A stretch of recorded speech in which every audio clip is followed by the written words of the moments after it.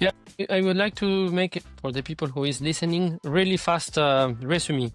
So Thiago, you were, we will say, your first tournament you won at 12 years old from Fortaleza. You moved fast to Piracicaba, like maybe 2 years. You miss Sydney Olympics, 2000. So after you go to Europe at 19 years old to Eslov, maybe 2 years in Sweden. So finally also you moved to Argentina in 2021. So since now you are already there, you play 3 Olympics, no? We say Athens, Beijing, and London. And I will say, how do you feel after maybe in Rio that you were uh, selected as a number 4? You were sad. You were, of course, maybe a little bit sad. I know you have a big relation with Kazu Matsumoto, that he was maybe waiting to be selected in London first, and Brazil you were better or not. And then you have a nice story with him. He's a good friend of you. So how was your feeling this in this moment in Rio? Then you have Okay, Olympics that in was your country. I think Rio, it was the moment in my career that I felt the most. I don't even know how to say it the in English. I was. Devastated. It was awful. Yeah. Okay. The They worst. break you. Yeah, not break, but in the worst was the worst in my career that I've ever felt about something. Okay. But that was not because I didn't play. And I can tell you something like from the heart. The fact that I lost the place to Kazu make the pain a little bit less worse because he's a good friend. And Yeah. when it was the contrary, that in some point I played London instead of him, or I played Pan American Games instead of him, he felt really okay and happy for me. That was okay. Going back to Rio, to the moments like before, I in my mind it's very simple. If you are not if you are not like 100% sure that you should be you, I mean, if there's a margin for can be both, you Yeah. cannot be angry if you don't, if you are not selected. Yeah. Okay. I mean, okay, let's put it that way. Today in Brazil, Calderano is number 3 in the world, so he's pretty sure Yeah. that he goes. But for the others, even if Ishii is good in the world ranking, the other is okay, and then there's Young. But if it's not really clear, you cannot be sad. Okay. Then I was ready not to play Rio. I was ready not to play Rio. I knew that was in concurrence. I knew that I cannot be selected. And I was in peace with the situation until very close to the Olympic Games.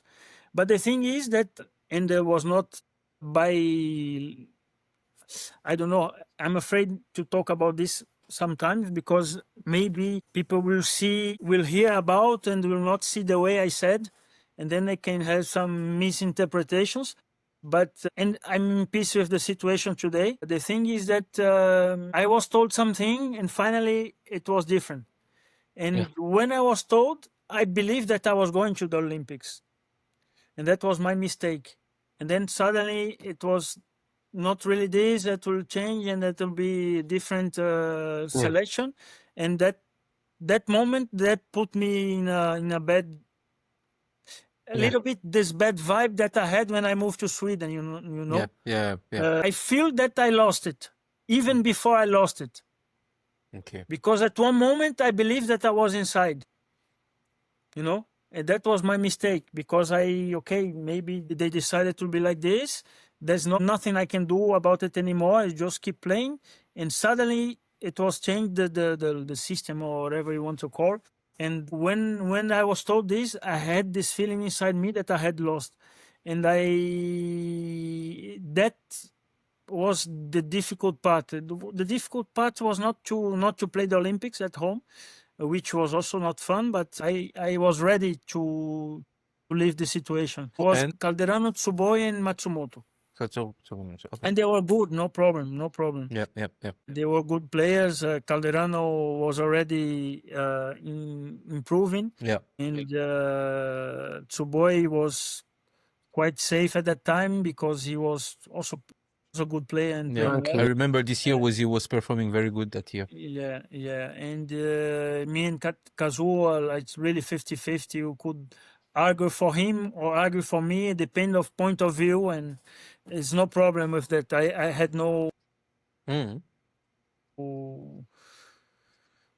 I was not angry because of this. I was awful because the way it happened more Yeah. than. Yeah, maybe this when you expect something, you are already mentally inside, Mhm. that you are feeling already that you in, and in one moment everything is finished. No, Yeah, it's yeah. for me it's more like this. We expect and we Especially we that believe in something and especially just that in is the Olympic at home, you know, like you could like actually, you know, start the Olympics where the Olympics started and then finish the Olympic at your home country. Like the story Yeah. could That feels was fantastic.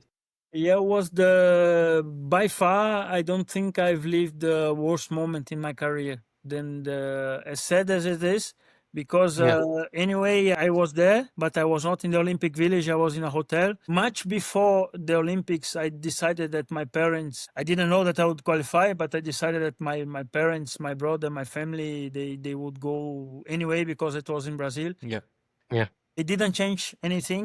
The fact that I play or not, that was going to my parents, my brother were going to the games and everything. So it wasn't. It's just that the way it happened that was very very difficult to live. And after that, I would dare to say that I became a very sour person. Like Okay. because normally I'm not a person. If you had a situation, you and me, and I don't agree with what you do, or we had a misunderstanding, or I feel angry with you and everything, I don't carry it very much for a long time. I think, okay, we are humans, we make mistakes. If you make a mistake in purpose, it's not nice, but still okay. I always try to understand and keep going, and I'm not the kind of person that, okay, you did this to me and I'll never talk to you again. Yeah, I Yeah. want you to die. Or I'm not that person. But I became a very sour person after that. And then after the Olympics, still wanted to continue I to remember. play. And finally, the new coach also decided that he wanted to give the chance to the younger players.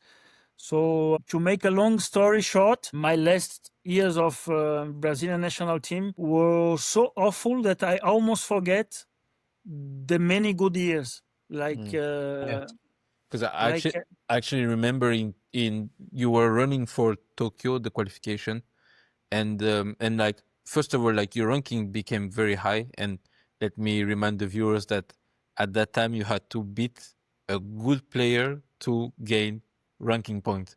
Like if you beat a player that's lower than you had no ranking point, so you had to win a better player, a better ranked player than you to be able to go high in the ranking, and you managed to go to the 30. And I remember, and now you know the system changed because it's a lot about playing. I mean, there is the continental event that have a lot of points, and then you have as far as you go to the tournament. This is where you get the point now. Then I remember that you were running for Tokyo, and you had actually better ranking than your compatriot in Brazil without playing the Latina continental event, which is actually big performance. yeah, this is also something I have to say that I think you saw this. I saw. I was there You saw this because at this time we spent a lot of time together together. practicing I here, remember. and you remember that I played really well the league, also in Pro A. Yes. Was on sometimes one of my best seasons. The things is, truth be told, I never had any chance to go to Tokyo. Zero chance. I believed, I wanted, but zero. Thinking about today, I had zero, absolutely no chance to go to Tokyo. The decision was made much. I had to win like 3 world championships, something like this. Only. maybe Absolutely no chance. And I remember that I had a good ranking, solid. I became top 100 again without the Continental. And then I went to 68. Yeah. That was my best one when I had the Continental. But before this, I remember I moved to top 100, which was a great result for me because I didn't have the continental. So you need to be top 100 by winning in Pro Tour only, which is a huge achievement. Like if they listen to yeah. this, it's very strong to that. And because you know me, you know that I'm not so much into marketing myself. I think I don't like it, and people will never know this achievement if you didn't spend time with me at that time, or if you don't really pay attention, you don't know this. Even people in Brazil, they don't know this now. But I never had any chance to go to Tokyo. I was trying. I was telling people that I was trying. I remember it. Yeah? But and I was trying, but I had to be like number 2 in Brazil, and that was not a very realistic goal at that time. So I don't regret. Actually, I'm very proud that I tried, because I would look myself in the mirror today and would be very sad that I didn't try. And I remember also one moment that people, when I became like 68 again after this all changements and stuff, I remember that one of my friend of ours from France, he said they were in the European Championships, and he said to me, okay, we're talking about the ranking of some players, and we really believe that you have the level to be where you are at, because some players, they have a very high ranking, but they don't have the level. 100%. And all of us think that you have the level to be. So it still don't put me in the Olympic Games, but it's still to have the respect of your opponents and the people that know how the system works. It's great. But I never had any chance to go to Tokyo. I lost even before I started. Yeah, that's actually crazy, but a lot of respect to that. I just remember that you were telling me that on the tour, like you want to go to the Olympics even if you had no chance, and you just went for it, and this is actually big respect to that. But now you actually became a coach the last few years, and what kind of training or formation of certification did you have to do? Did you want to do them? Well, at this moment, what I am doing is the DGEPs in France, because actually I never wanted to be coach. It was by accident. Okay. I was practicing. I played the last World Championships in Houston. Yes. And I was playing in National 1 that we wanted to go up to Pro, and which we did. But suddenly I had a problem in my elbow. And long story short, I had a serious injury. I didn't stop, and then it got worse. I had the surgery, and for me it was always okay. I get better from the surgery and I play again. And while I was recovering, I received a call from Ecuador. They were still in Pan Am Games in Santiago, in Chile, and said, okay, we are looking for someone to follow Alberto Minho to Olympic qualification in Peru. He said that one time we were playing Qatar Open, and then I was leaving my match. I finished my match. I was going out, and he was about to come in. Like we are friends, and we talk a little bit. And he said, okay, can you sit in my bench during my match? I said, oh, of course, I would play only the next day. And then he said, okay, we had this moment, and I liked the way you helped me. You are not playing internationally. You are in recovery. Don't you want to help me until there? I said, okay, I'm doing nothing. Okay, then they were in Pan Am Games, and I said, okay, when you finish the games, I think maybe he already finished, had some days. I said, okay, give me 1 week to look your matches, and then call me, we talk. So I studied a little bit his matches, and I said, okay, I will accept only if what I tell you makes sense to you. I see that there's the Olympic qualification. We have 6 months. I will try to improve this, and that. Because of this, and that. So we play this and that tournament. Here we have to be good. Here we have to be also good. Here we can take a chance. If you believe that what I'm saying makes sense and it's interesting, maybe okay, then I go. And if not, maybe you should look for someone else because this is what I believe that we can do. He said, okay, no, I agree. We try. And then I continue with him. We managed the goals were to qualifying for the Olympics in Peru and to be top 80 in the world ranking because one day on top we qualified to the games, which happened with the world ranking.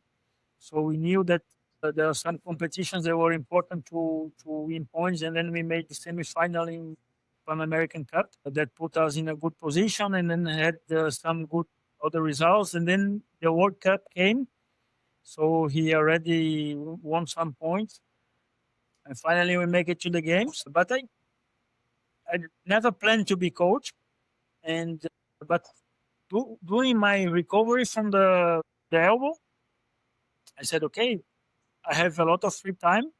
Better to start the license to be coach. Yeah. Because I don't know at that time it was something possible to happen that I never recover and I never play again. Okay, now I'm in good shape. I'm lifting heavy weights and stuff, but at that moment, no, Yeah. no guarantee that I would recover. So I So if do the license for this mostly, but I never wanted to be coach.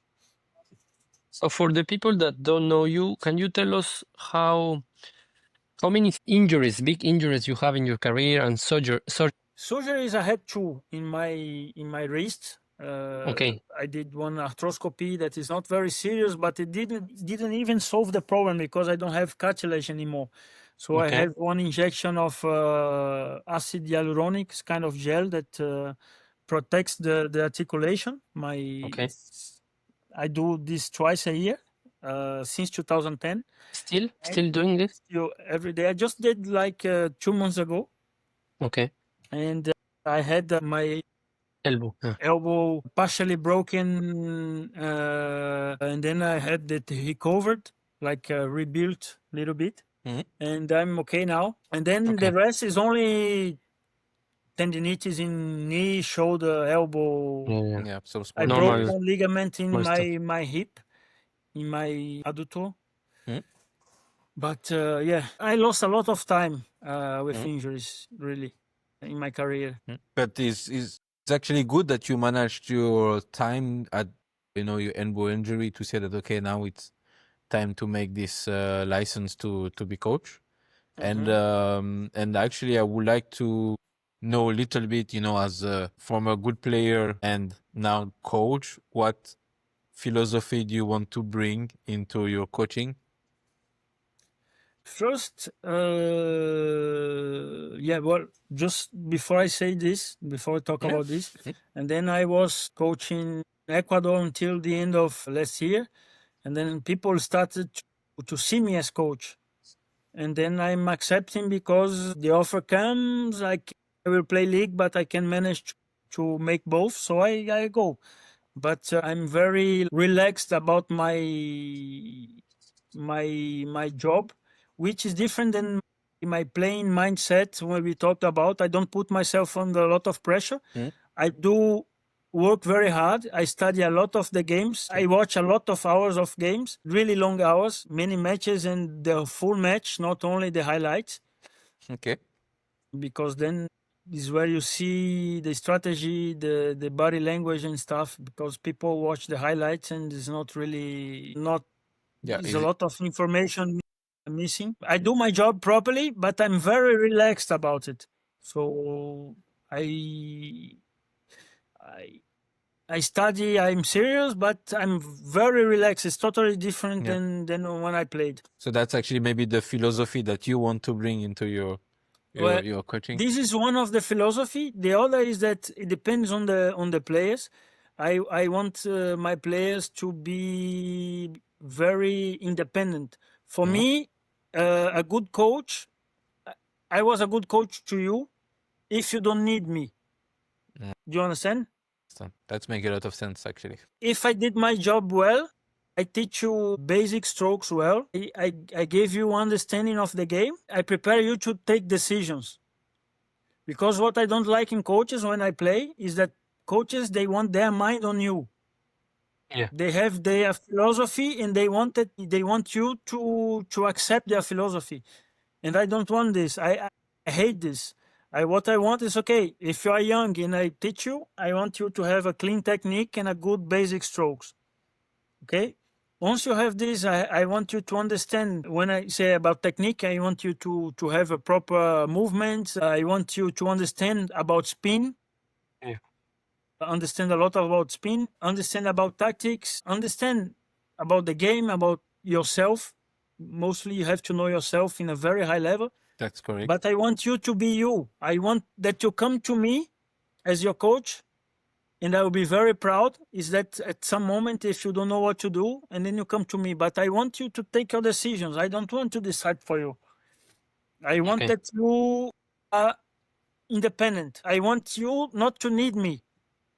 That's actually, I mean, I cannot put better word out of the thing that you are saying, because they actually make a lot of sense. And especially that, I mean, we have known a lot of coaches, and sometimes the ego, can come in into play. And I just feel like sometimes as a player, the wrong feeling that I can have is that when a player insists in one tactic or one serve that I should do, and I do it and it doesn't work, and I want to shoot myself and say, why I'm listening to the guy, because I know in myself You that know, is the wrong thing.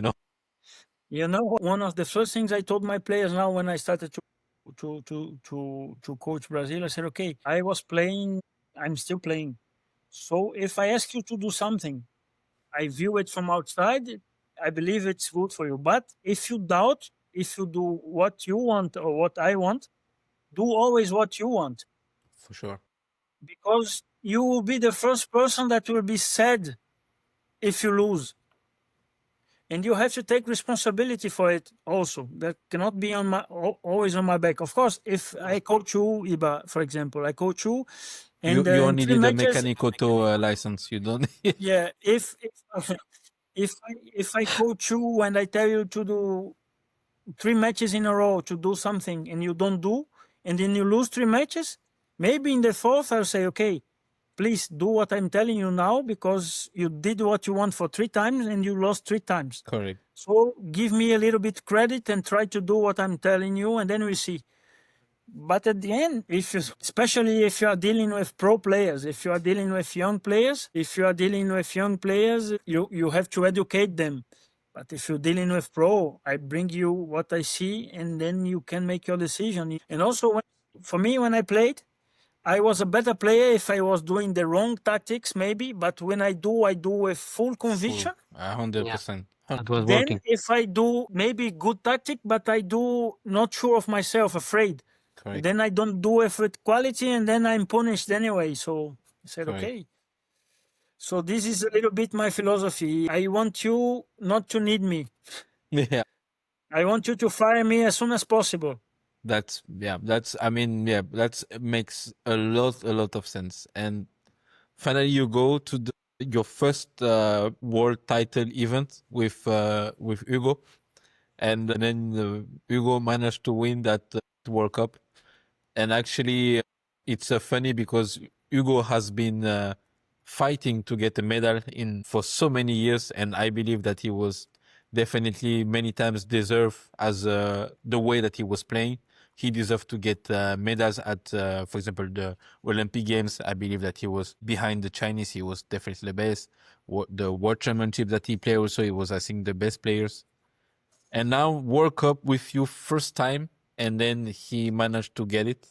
And I'm guessing that for you is a huge achievement. And walk me a little bit through the tournament, how the journey toward this World Cup medal.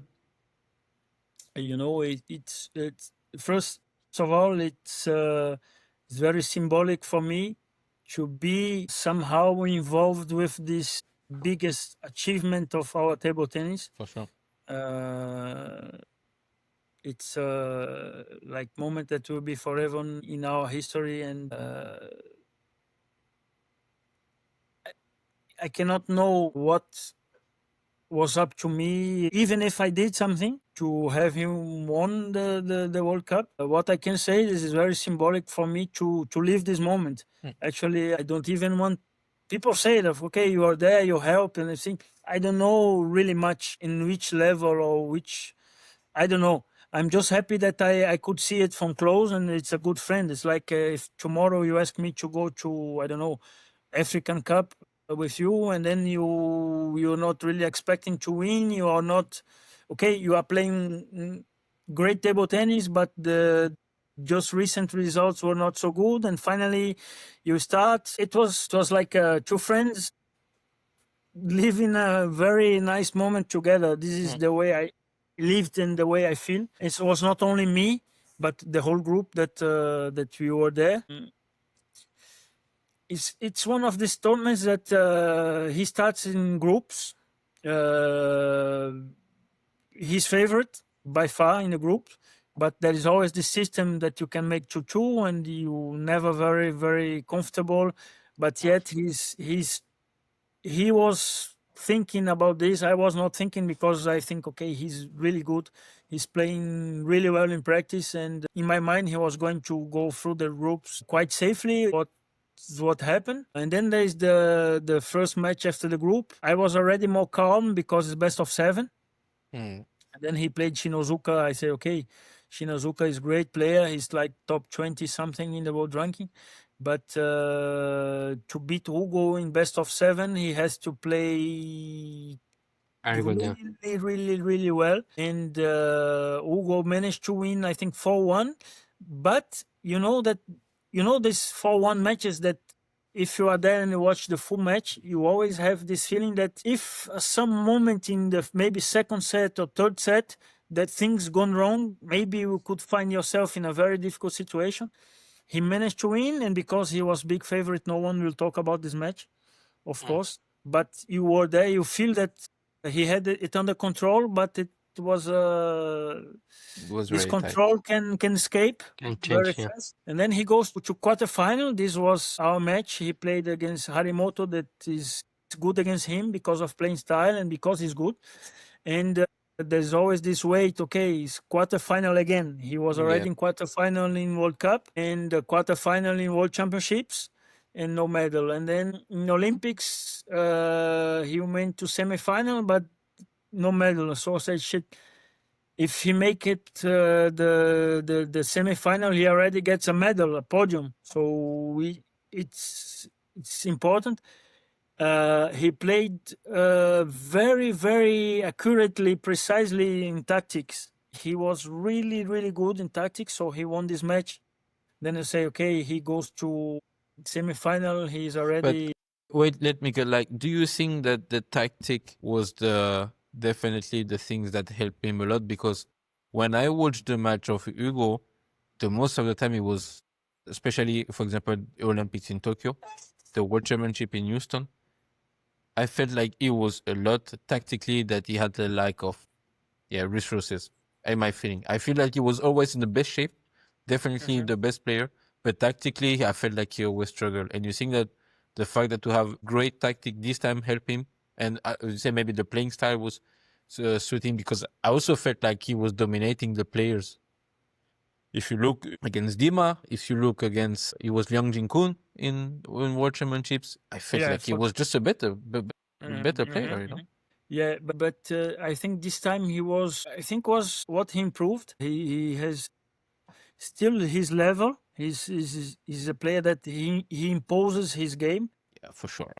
Of course, tactics has less importance for him than it has for the three of us, for example. Yeah, Because we cannot be so aggressive, so powerful all the time. So we need to be more tactical than him. correct. But yet he improved it in this World Cup. He was very accurate in tactic to me. I said to him when I became the coach of Brazil, and I called him to talk about, I said, Hugo, I'm not going to teach you any table tennis, nothing. What I can bring to you is some help with strategy in some particular moments. If you listen or not, it's your choice. I'll bring you what I see, and you do what you feel like it, because it's not only the tactics, it's how you feel about executing the tactics. If you feel that you're not gonna make it this way, then you go to the other way. This is the game. This is game. And against Harimoto, he was very solid in the tactics. especially to create the opening, like to play strong, because he's so powerful that even if he plays against Chinese, if he can play strong after service and receive, even them it's not so easy to play against Hugo. And then he beat Harimoto. He took this weight of this medal away, and then semi-final he had one Chuking that somehow he managed to take the first set, but after this he was dominated. He was not a lot of options, and I told him just keep putting your level very high and trying to find solutions and aggressive, because he will not. Maybe the only chance we'll have is he drop down his level a little bit, and then we can take him, and then we can make him doubt again. Yeah, because I feel like the Chinese, they dominate you so much, because at that time Hugo's power, Hugo's technique against Wang Chuqin, it doesn't work, and actually these guys, they want to crush you. But I feel like sometimes when you put a little bit of resistance against the Chinese, they don't like this. They just want to crush you. And I felt like this is what he did after that moment. He just show up and said like, I will not give up that easy. Yeah, he didn't give up. He was trying to find solution. Of course, maybe that was what I was hoping, that he would drop down a little bit in intensity on Shukin, and then Hugo could come back to the game. And then when he came back, he won the fifth and then 3-2. I said, okay, now we are back in the game, but still 3-3. We save match point. And okay, final. We were all very happy, but then he plays Lin Shidong, the number one. He had beaten Lin Shidong 3-2 in Durban, but it's 3-2, it's close, and it's best of 5. Best of 7 is another sport against Chinese, because you have to keep your level for much longer and evolve your tactics, because they are so complete, the Chinese so consistent, that if you keep doing a tactic for too long, they adapt very fast. Yeah, for sure. And they find solution. And he was like chirurgical. He very, very accurate in everything. He lost the first set, really no chance. I said, it was going to be tough.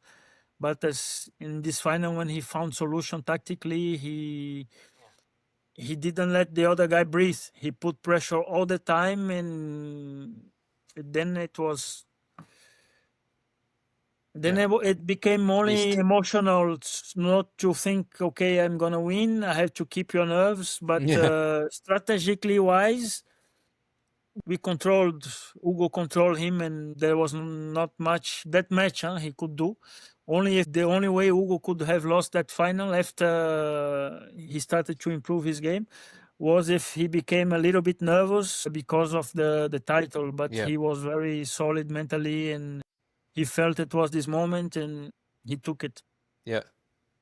But I think personally, I feel like, you can, people could say like, oh, Hugo, mentally stuff and like this. And I think when I look at the game closely, I just felt like every time he had problem tactically. And I felt like when I look at the World Cup, and also what you said, is probably the way, this is how we won. Like basically it was, and sometimes, as a player, it's not, we don't, like make some crazy things. Sometimes some few guidelines that you have during the tournament that you build up, it's enough. But I just felt like, okay, it was like when he beat Wang Chuqin, and it was like Lin Shilong is very difficult because he's really solid everywhere. But as you say, like he really controlled the game, and I felt like maybe this was the decider that made him won the World Cup this time. That was a very, very good performance, and also the way we lived the days there, like very relaxed and enjoying, and really no unnecessary tension in the environment. Like he was, he was cool, he was calm, he was active, he was aggressive, everything in the right measure, Yeah. There was not one little thing more than necessary, and there was like everything worked out together perfectly. And he actually showed a lot of emotions, because I never see you go like like this. I actually know, honestly, like he's actually sometimes pissed me off with him. He's like, he's making some crazy shot and just doesn't react. And I feel like this time he was really like there, emotionally, and it was nice to see him like this. Yeah, it was nice to see, and also these kind of tournaments where everything works. Yeah. It's like the puzzle is Yeah. Or even the the planet was puzzle aligned. was like was fantastic, Yeah. fantastic. And it's crazy that for me, you imagine me, I don't even want to be coach. Yeah. But then I start to be coach with Alberto, and then when we start to walk, he's like 120 something in the world ranking. We finished the Olympics 55, but I don't want to be coach. And then Brazil offered me. I'm not even sure. I was considering not accepting because my last years as national team players were awful, and I was considering not accepting. Then the players themselves said, "Okay, it would be good if it's you." And some very close people to me said, "No, no, you should accept." And when I say very close people, I mean 3 persons. And they said, "No, no, you should accept. Go. It's nothing to do. You're gonna like it and stuff." I say, "Okay." And then, I mean, it's the second tournament we go together, and this Yeah. happened. So I would say that the fact that I don't want to be coached so much, but that I do my It's job helping. well, that it's makes me more relaxed about the results. So That's true. the environment during this World Cup has a lot to do That's true. with Yeah. what happened, because if you watch the matches and you see me in the bench, you see I was cool, like nothing is happening. You are actually here to help, basically. Just you are just here to and I trust him. I trust him. I think he's really good. I trust his level very much. For example, it's crazy to say. I mean, in the group stages, he had 2 players, but he's better than these players. He took them seriously because of the level. Because I mean, it's World Cup. Everybody is good. They all can play, even if he's favorite in groups. They all can play, and they can. There's always can be a surprise. I am a proof of this because I beat the Olympic champion in this competition. But there was this system, 2 sets that you can make draw, and he was worried about this, checking the Uh-huh. rule and stuff. I said, Mhm. in my mind, I said, okay, he's so good. Why he's even worried about this? He's supposed to win both. I was thinking this. I didn't tell him anything, but okay. And then he won. He won the first 3 sets. The fourth set he played, but then he lost. But he advanced 3-1, 3-1. Okay. The next one, he said, okay. He was focused and serious about the preparation, but in my mind I said, okay, for him, for Shinozuka to beat Hugo best of 7 is gonna be tough. Yeah. So maybe I trust him a lot, and I feel very comfortable when I see him playing because I know he has the weapons to beat To beat anybody. anybody. Eh? And now he is the proof because he beat the number 1, 2, and 3 in the world in a Yes. row. So it's great And performance. yeah, I mean, it was amazing. It was amazing to see, and I guess that you really happy to live this moment, you know. And what's next? Like now is just to try to win the World Championships in in, in Qatar. You ask for more, so all the time I have to push you.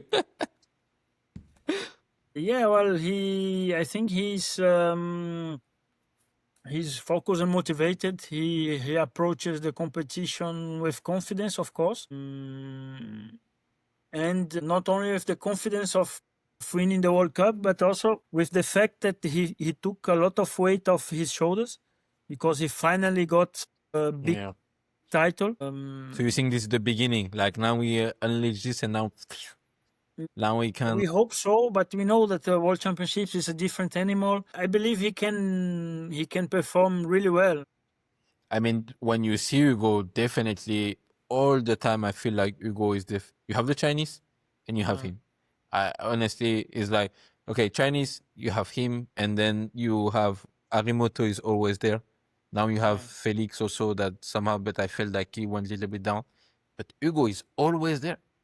Always, Yeah. always. The last few I, years is always there. It's really the best. when people ask me about this, I say, okay, to me, it's just a confirmation that how good he is. He's Yeah. already among these players for a long time. Yeah, yeah. No, he won now. Okay, you have to win it anyway to confirm, but still, he was already good enough. This is his level. I mean, It's not. Yeah. It's not. To me, cannot be considered a big surprise that he win the World Cup. You know, it's a Yeah. confirmation of his level.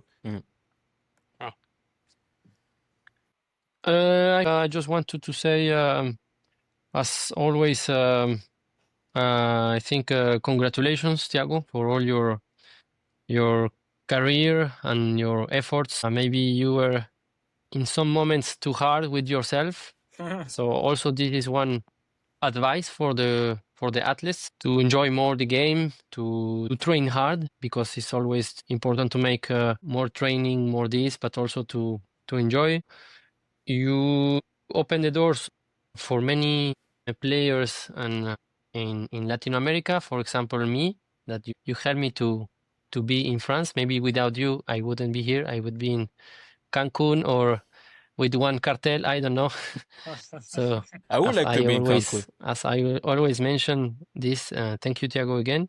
But not only for me, for a lot of young generation, you were like an idol for Latin America. And for sure for the world, that is a good moment that you could live with Hugo. So you deserve a lot, and I'm very happy for you, for Brazil, for Hugo also, that he fighting a lot. And that's it. No, thank you very much to Iba, and I hope all the people who is listening and they will enjoy and learn. And that's all for me. Yeah, man. Really, Thiago, thank you so much for being here. I mean, I know you now for a long time in Argentina, all the time that we spend there, and for sure, like you helped me a lot because you know how much I've been in the office of the manager in Argentina all this time, and you've always been there for me, helping me, and I really like the way that you approach the practice, and I have learned a lot of things from you in Argentina at that time. So yes, thank you so much for being you, man. Well, thank you very much for the invitation. It was great to finally, it's not something that I realize or I do it in purpose. It's just my nature. I want to see people around me doing well. I remember when Marcos asked me for help. We met for a long time ago in Brazil, and it was not even me. Like, it was you that doing your efforts too and working hard makes me want to help you also. And if you also didn't have this mindset, this mentality, or if you didn't want, I also would think twice before helping. So you Yeah. thank me, and I understand, but it's also your effort. And I remember with FIBA, we practiced a lot together. I was very happy to have you. We practiced many matches, like to push each other's level. Like, we compete really when we practice. No one wants to lose. And I remember you at one moment you didn't know what to do with your career, and I was always repeating to you, man, try to get your nationality and you can come to these big events with us. It's gonna Correct. change your life. And now Correct. that you are twice Olympian, you see, if you didn't try, I mean, many good things can happen if you try. Yeah, that's correct. Yeah. Some moment Yeah. you have no perspective on your career, now